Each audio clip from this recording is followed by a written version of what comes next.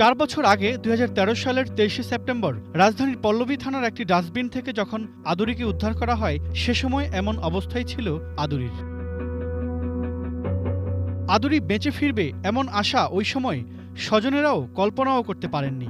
এরপর চিকিৎসকদের চেষ্টায় কিছুটা সুস্থ হয়ে ঘরে ফিরে আদুরি, কিন্তু তার ছোট্ট শরীর বয়ে বেড়ায় গৃহকর্ত্রী নওরিন জাহান নদীর নির্মম নির্যাতনের ক্ষত। 4 বছরে আদুরির শরীর থেকে ক্ষত শুকিয়ে যায়নি পুরোপুরি। নির্যাতনে এই শিশুর মনে যে বিরাট ক্ষতের সৃষ্টি করল তা কি কখনো শুকাবে? হয়তো না। এমন অবস্থায়ও পটুয়াখালী থেকে মঙ্গলবার পুরনো ঢাকার জজ কোর্টে আদুরি হাজির হলো মা ও স্বজনদের সঙ্গে। এর আগেও এই আদালতে আদুরি এসেছিল তার উপর নির্যাতনের জবানবন্দি দিতে। মঙ্গলবার তাকে নিয়ে স্বজনদের আশা কিছুটা স্বস্তির আশায়।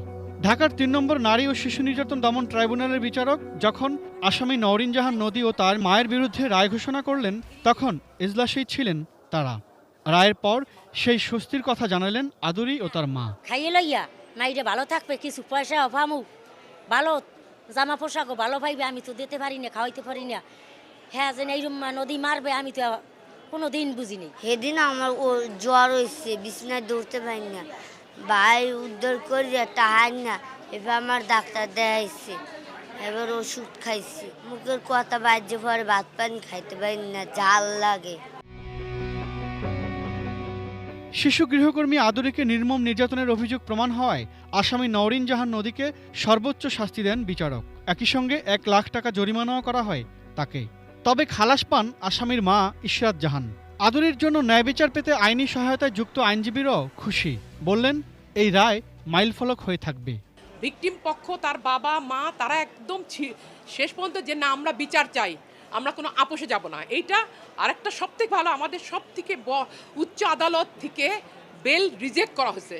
অথবা এইটাই কিন্তু একটা ভালো এক্সাম্পল, যদি বিচার চাওয়া যায় এবং সেখানে যদি এইভাবে আসামিরা যদি বাইরে না থাকে তাহলে কিন্তু প্রভাব করতে পারে না, এটাও কিন্তু একটা বিষয়।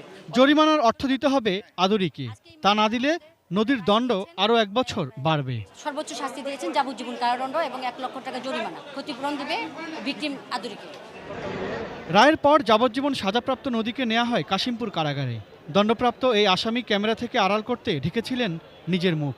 এই রায়ের মধ্য দিয়ে ন্যায় বিচার প্রতিষ্ঠিত হলো। Imran Hossain Suman, ATN news, Dhaka.